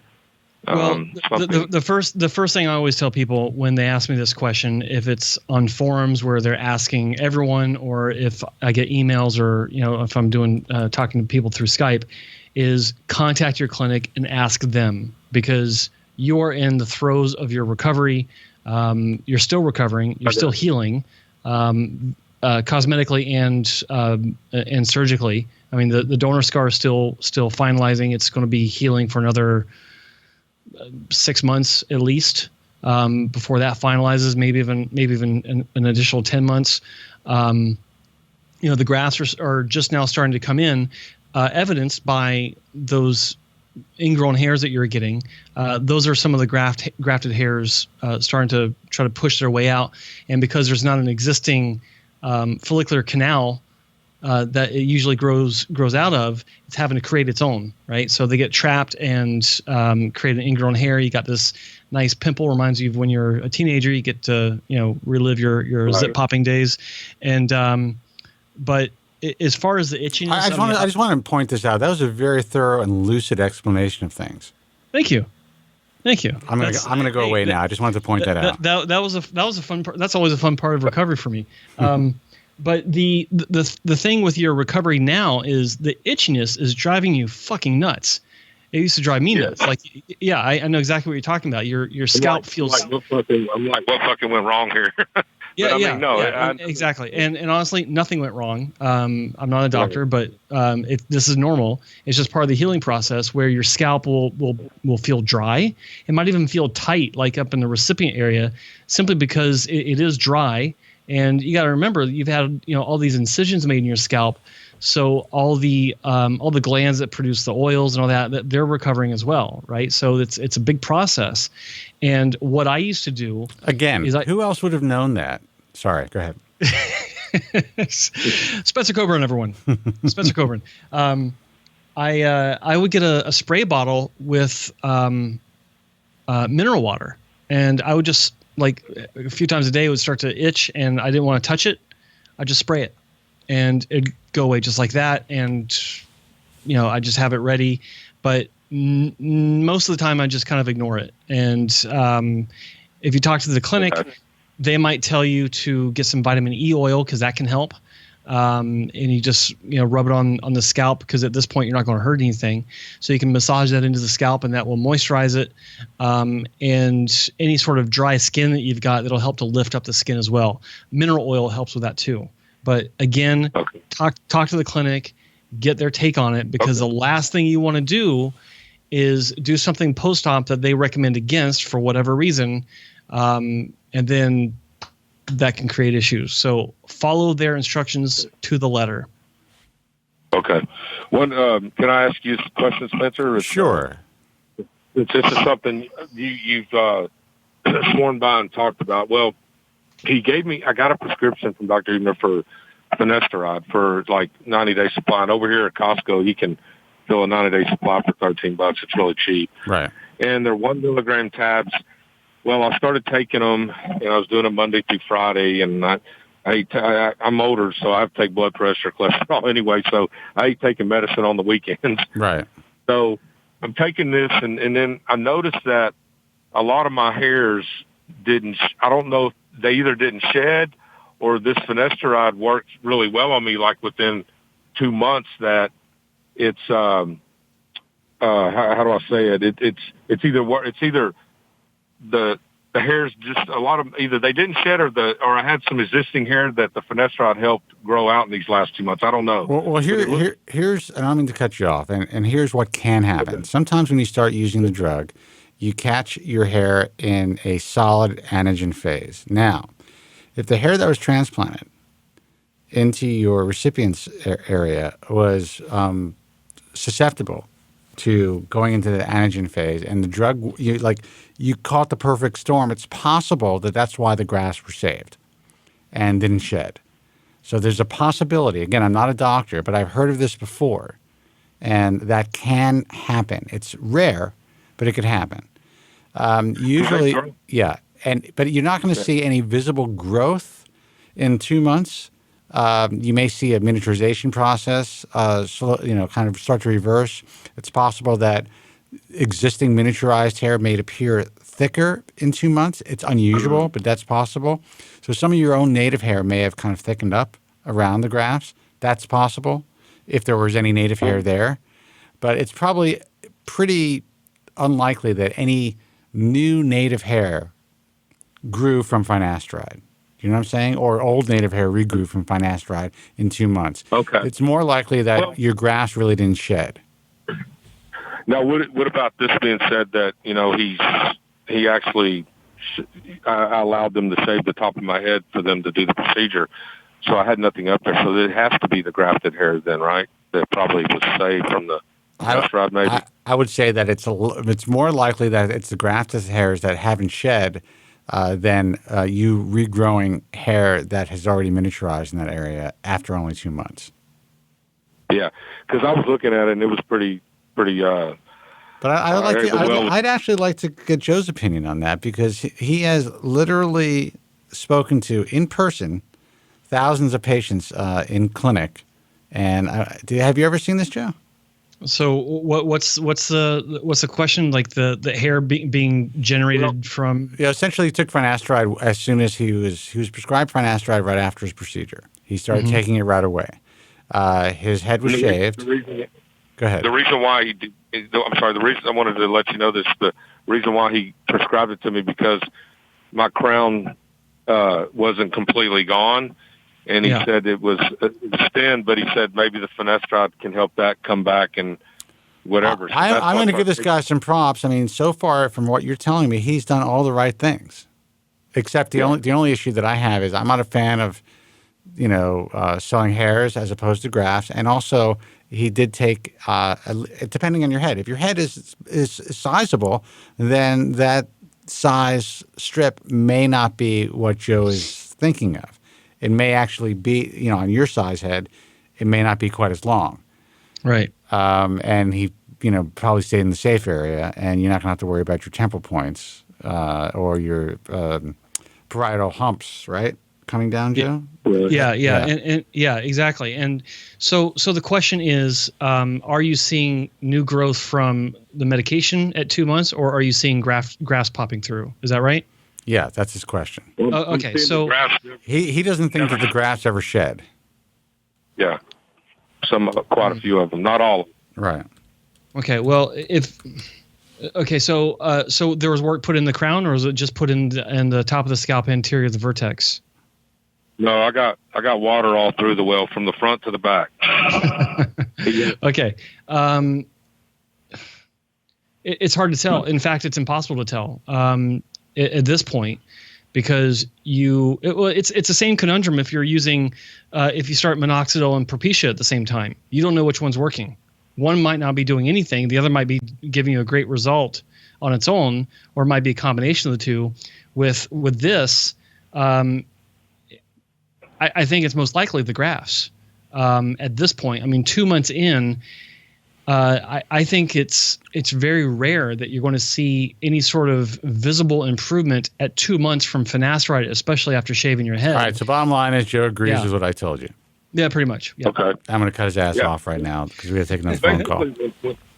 When a graft is above the scalp, when they're first the grafts are inserted, so is it safe to say like 2 millimeters to 3 millimeters in length, right? Mm-hmm. Yeah, sure. That's about now they're double or triple that, or some like in the middle part. Well, no, if you have 4 millimeter or 5 millimeter length hair after 2 months, those are grafts that stuck. They didn't shed. Okay. Yeah. Okay. That's what. So is that not? I don't need to be concerned about it because it didn't shed. I guess no, it's actually it's a lucky thing. It's a good thing. Yeah, you're in the probably, I'd say, 10 percentile range of patients that don't shed and have early growth. Yeah. Well, then somebody was looking out for those hairs, I guess. So. That's it, man. Well, listen, you keep us abreast of how things go. I'd love to see your case or hear about your case in 6 months, 9 months, and tell us how you make out. Well, I would like to. I'll let you go. And thanks for all the time that you Please, man, come on. No, go ahead. Sorry. Yeah. I just wanted to know if Joe, if there. I know he's so busy, but if he had an email, I will send some pictures, so that way he can get kind of maybe he can get a better feel for what's going on. Because I know when people talk to you on the phone, you can't get a full picture. And that's fine. But I mean, I'm at 2 months. I mean, you can't really tell anything except for what's in front of your eyeballs, right? And it's impossible to tell. It's impossible to distinguish between hairs that are growing from finasteride versus hairs that are grafts at this point. If you got any grafts growing, whether they're fresh grafts or grafts that hung on and didn't shed and started growing after the fact, it's impossible to really look at them through photos and tell. I'm happy to look at them, but I just want to let you know up front before you go through that trouble that at 2 months, there's really not going to be anything to see. He doesn't want to see him. That can be discernible. Don't send him. He doesn't want to see him. You're welcome to send them. Just go to my website and go to the contact page.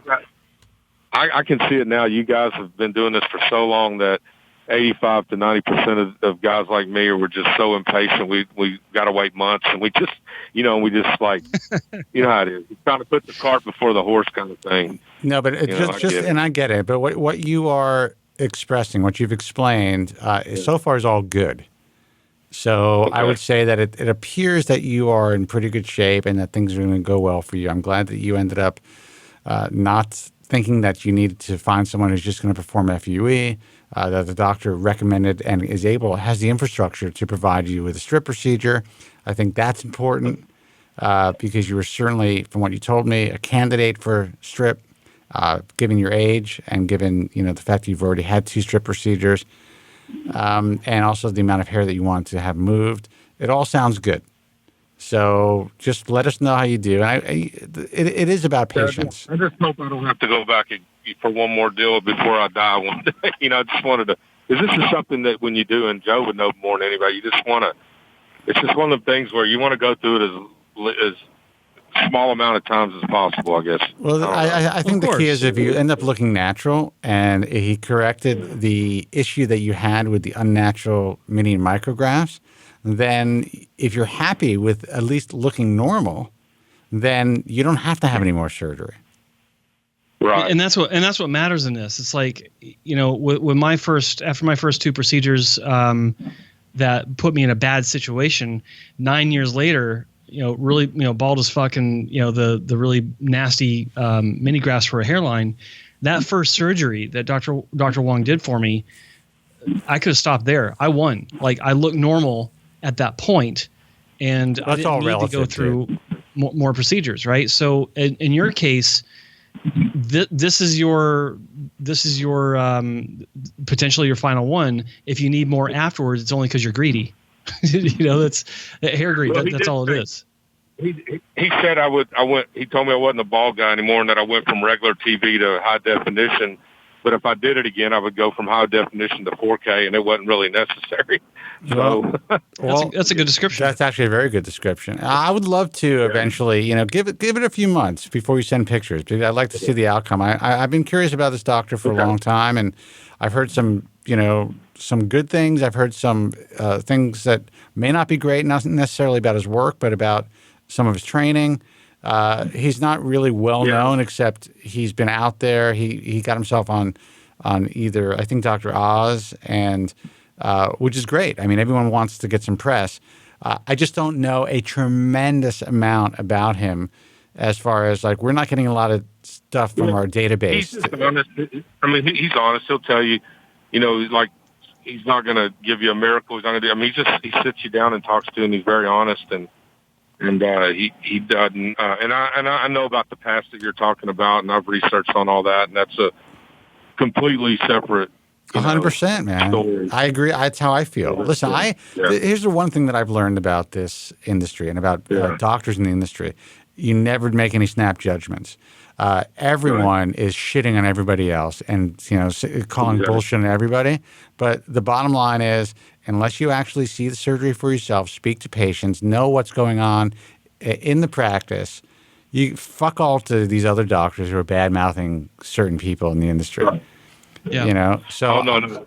Yeah, there's none of that going on. And they don't have to be, while it's great that they're members of the IHRS, I say all the time there are probably plenty of doctors who've never applied to the IHRS who we don't even know about.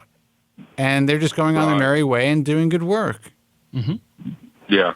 Well, yeah, and and like I said, he's not the kind, he would never say nothing bad about anything. And I read about the other situation, and who knows? I mean, that guy could be one of the most artistically inclined people out there, but there's maybe some cards missing from the deck. Who knows? But I'm just saying that, dude. If I tell you the shit that we know, the drug addicts and the alcoholics and the fucking, and these are the doctors. Yeah. It's unbelievable what goes. And this, everyone who has cosmetic surgery or goes to any professional, whether it's a physician or an attorney, these are all just human beings. And you have to understand that, like all humans, they have shortcomings. Maybe they did better early in life, and they're unable to deal with life as it is right now. They thought they deserved more because they worked so hard to get to where they are, and things aren't working out. So many people get fucked up somehow. Mental illness, it's not like, oh, wait a second, you're a doctor, you're not going to have mental illness. It can hit anybody, strike anybody at any time. So I never judge. And one more thing about this guy, I'm older now, so yeah, of course you got to do a lot of research through the computer, and I know that there's a lot of damaging information out there, but there's actually a guy that I work with, an officer who went to him like, 3 years ago, and I was like blown away. I couldn't believe it. I was like, there's no way. Are you a cop? Because I seen the guy. Huh? Are you a cop? Yes, sir. Oh, geez, I've been talking to a cop for an hour? Shit, hide this down. No, dude, I love law enforcement. I'm just fucking around. Thank you for your service, by the way. Absolutely. Yeah. Well, and I've got a son in the Air Force, and I've been doing this for 28 years, so I'm tired. I'll tell you that much. Let me tell you something. If I didn't have a to Houston to see Dr. Rocha, I'll give you a call, and you can give me the police escort. Yeah. Yeah, I'll do it. I'll even If I didn't have a overbearing Jewish mother, I may have been a cop, because it's something I wanted to do when I was young. And essentially, she said over her dead body. So that was it. Yeah. So, well, listen, man, I wish you the best of luck. Thank you. I think it sounds like, all systems are go. Like, you made a good decision, and I'm very curious to see what the results are with this doc. Okay. All right. Sounds good. Yeah. All right. Good luck. Keep in touch. Let us know. All right. Take care. Bye-bye. All right. We'll take one more call. What a nice guy. Yeah. Really nice guy. I was going to ask if he was ever in the military, because he kept saying, yes, sir. Well, that's a Texas thing. Yeah. Yeah. That's just Texas. Yeah. But all right. You chickened out there. I was going to take your call, but, fuck it. Maybe you're just going to call a night. I'll give you 1 second to call back. 888-659-3727. We'll go on for 10 more minutes and take another call if you want to call back. That's 888-659-3727. Joe, what's the UK number again? Yeah, I knew you were going to ask me that. Hold on. What is the UK number? Here it is. 0203-3724-683. UK number. There you go. Yeah, Jay Jones said I would have been one of those bike cops with the shorts. Like on, was it Reno 911? Yeah, the shorts and the helmet. Like bicycle cops or motorcycle cops? I'm assuming he's saying bicycle cops, because that sounds very insulting. All right, we'll take this call. Hey, you're on the air. Who's this? Did you want me to? I don't know if you said to call back. My phone. I was. Oh no! We're actually asking the guys who hung up to call back, and I think they did. But I'm glad you called back. Okay, I'm sorry. We had a guy in the chat room that said that I would be the type of guy that was a bicycle cop. How fucked up is that? I broke my neck being a bicycle cop, so that's not a good thing. No. Okay. Well, good. I'm not good that you broke your neck, but that's good advice. I'm too old to be a cop now, anyway. I think that the cutoff is to be a sheriff here. The cutoff is 50, and I was like, well, let me tell you something, Spencer. You look great, and so do you, Joe. And if you guys were cops, you'd be eating donuts, looking like shit or whatever. So don't. Thanks, man. Thanks. All right. All right. It's a pleasure talking to you. Take care. All right. All right. Let's just call it a night. Yeah. I think we'll call a night on that call. All right, guys, listen, thank you so much for already got the stash. That's so fucked up. It's not a stash. It's a beard. It just happens to be white. Anyway, the websites. Let's give out Joe's website first, which is Hair Transplant Mentor. That's so fucked up. I'm like Paunch or some shit. I was just thinking Paunch. Yeah. I was just thinking chips. Yeah. Oh my God. HairTransplantMentor.com is Joe Tillman's personal website. You can see his personal journey, learn a hell of a lot about hair loss and hair transplantation, see where this guy went from a young Norwood to a fucked up Norwood to, the beautiful head of hair that he has right now. I got to tell you, it's surprising to see him in person, how good his hair transplant looks. So I got to give Dr. Wong his props, man. That guy really hooked you up. I give him props all the time, and it's funny. There's some haters online, like I think some of the Reddit guys, and of course, and some of the comments on the YouTube channel. The occasional comment, well, what do you know? Your hairline's too high and too dense. Yeah, it's too perfect. Yeah, I've never had hair loss apparently, or I had a hair transplant, or I'm wearing a wig. Yeah, I think it's all three personally. That would be fucking awesome. Wouldn't it? How is it possible that I'm wearing a wig and had a hair transplant but never had hair loss? Well, there are doctors out there that would do that for you. That's actually fucking true. They'd sew that shit right in my head. Yeah, after they do a hair transplant on a full head of hair. Well, guys, listen, I appreciate all you guys tuning in. Again, archives of this broadcast, thebaldtruth.com. If you want to interact with other hair loss sufferers, you can go to our message forum, which is baldtruthtalk.com. Remember, even our message forum, and I say ours as though Joe's involved somehow, but he's not. But I like to keep him included in everything that I do. But no, Joe actually is involved because Joe posts on there. Yes. So that's a great way to reach out to Joe and help others if you have a question, so Joe doesn't have to fucking send out 100,000 emails and he can just make a post. In fact, our law enforcement buddy down in Houston can post on Bald Truth Talk his photos, and we can go from there. Just block out your face. That's actually a really good idea. Yeah. So, yeah, do that. That would be interesting. Because there would be some jerks that will try to call you out saying, that looks like shit. And it doesn't, I'm sure. So don't worry about it. It's not allowed anyway, but, one or two may slip through before one of the moderators catches it. Yeah. Also, the American Hair Loss Association, we are updating that site, guys. I know it hasn't been updated since the Civil War, but the information is still good. So that's AmericanHairLoss.org. Also, if you're considering surgical hair restoration, like I always say, a good place to start is the organization that I founded about 18 years ago, the International Alliance of Hair Restoration Surgeons. That's IAHRS.org. But remember, it's not just about recommending doctors, not about just giving somebody a thumbs up. These guys are all skilled. They have a minimum. Just to apply, you have to have 500 cases under your belt. There is no organization in the world that essentially has those standards. That's just the way that it is. Now, with all that said, I would say just about every doctor in that in the organization has at least one patient who's unhappy, if not more. That's the nature of cosmetic surgery. So nothing's perfect, guys.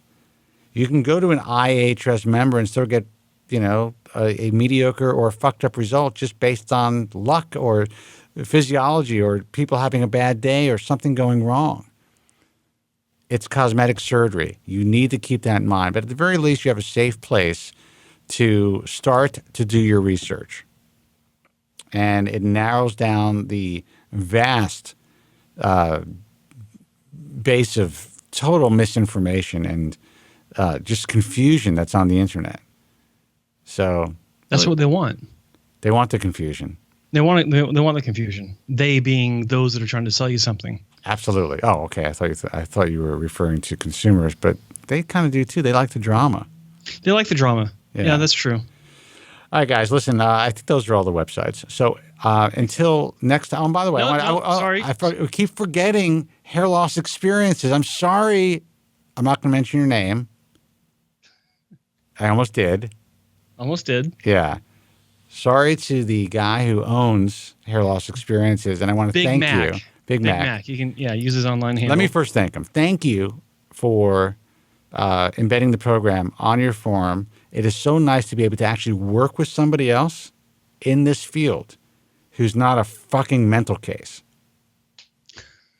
That's my plug. That we know of. That's my plug for you. But Joe, go ahead. Tell him about the site.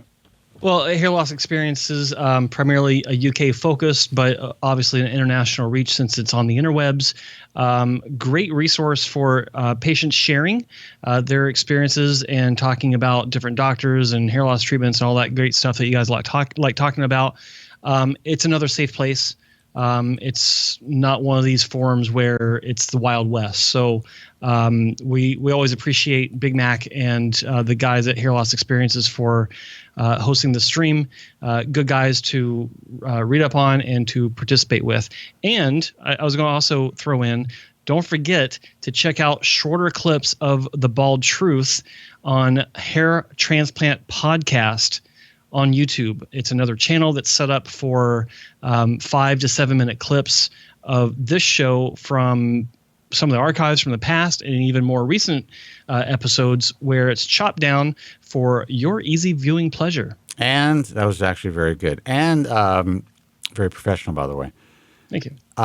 We only have 40 subscribers, guys. So come on. We're trying to help you guys out. Subscribe to the fucking channel. Do it now. Ring the whatever bell you got to ring on there. I don't even understand it.